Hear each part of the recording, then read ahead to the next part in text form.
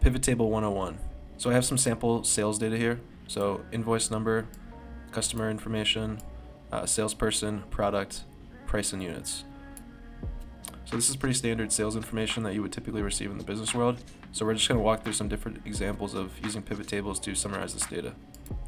So the first thing you want to do is make sure the data is clean. So what I mean by that is make sure that there's not any columns that are blank. So if there was a blank column here, we'd want to remove that, as well as we want to make sure that there's not any blank rows within this data table. So once we kind of go through and it's set up as a table structure where there's no missing columns or rows, what we would then want to do is we want to insert a table on this. So to do this, you just want to make sure you have a cell within the table. You can also hit Control A to select everything.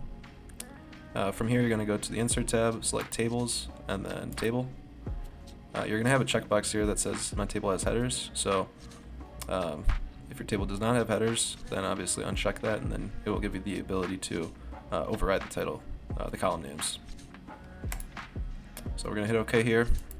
So now we have our structured data in one table. So once we have this set up as a table, we're now going to insert a pivot table on it. So once again, just come back up to your Insert ribbon, hover over Tables, and then you're going to select Pivot Table. You can either plug it into a new worksheet or an existing worksheet. So we're going to select New for now. What this is going to do now is it's going to populate this Pivot Table Fields box. So as you can see here, we have a column. We have all of our columns listed within our table, and then below that we have 4 different boxes. So what a pivot table does is it aggregates data. Let's say, for example's sake, we want to create a summarized table where we have the customer ID, the customer name, and the total units sold. So to do this is where the pivot tables come in real handy. So what we'll then do is we're going to go back to our pivot table and add those 3 fields. So as you can see now, I actually exited out of my pivot table fields.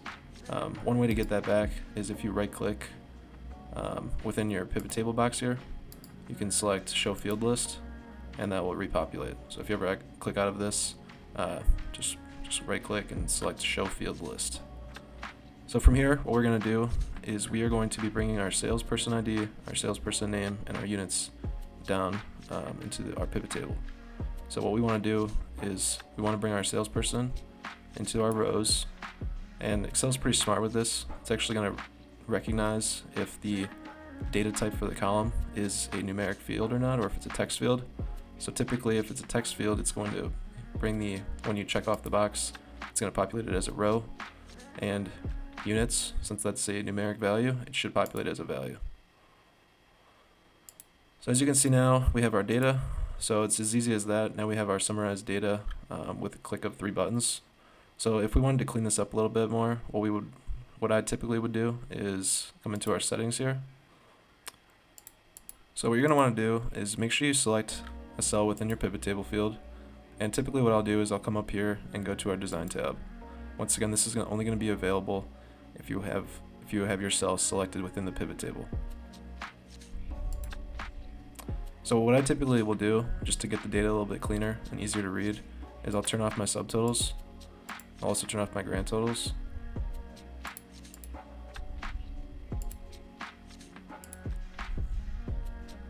And I'm going to also remove this pivot tables field just so we can see easier. So another quick thing I'd like to do is, if you want to make this a little bit cleaner to read, one suggestion I have is right-click somewhere within the pivot table, go to your pivot table options, go to display, and then select classic pivot table layout. So as you can see, that's going to format it a little nicer for us, where it's more of a table structure. So as you can see, it's that simple. We now have a pivot table summarizing our total units by salesperson. So let's say, for example, we want to add an additional column to our table, and we want the pivot table to recognize that column. So to do that, we'll come back over to our detail table, and I'm going to add a total sales price.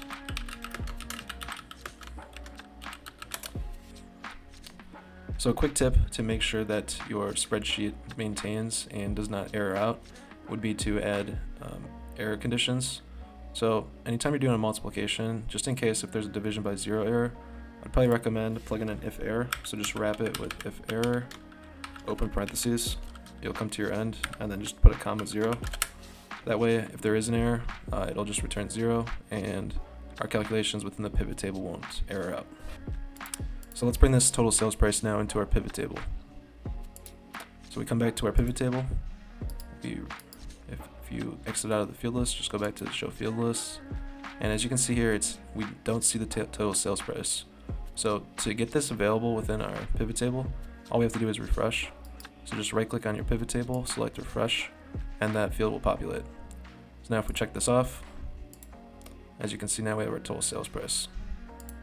So if we come back into our pivot table, what we can also do is we can rename these fields.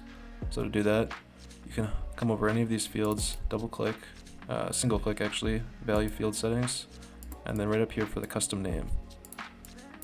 So if you wanted to replace this with units, the same name as it is within the table, we're going to receive an error since we're not able to rename columns with the same name.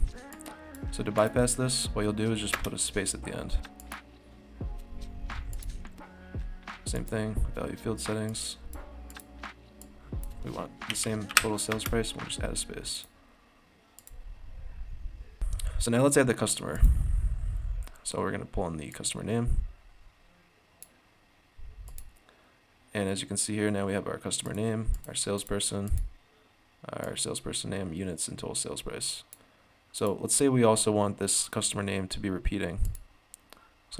So what we can do here is we can right click on this field, select pivot field settings, layout and print, and then repeat item labels. And this will display the data, and this will repeat the item label for all those rows. Once you have a pivot table created, what you can also do, a nice handy feature that Excel has, is built-in recommended charts. So if you go to the Insert tab, you can come over to Recommended Charts, and it will actually visualize the data for you. So for this example, I'll just plug in a pie chart.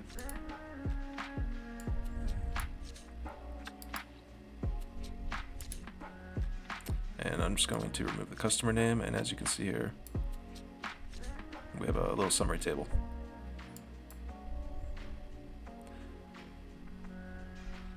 Another nice tip that you're going to want to look at is slicers. So to do this, we will select filter, insert slicer, and then from here you can select any field you want to be able to filter the data by.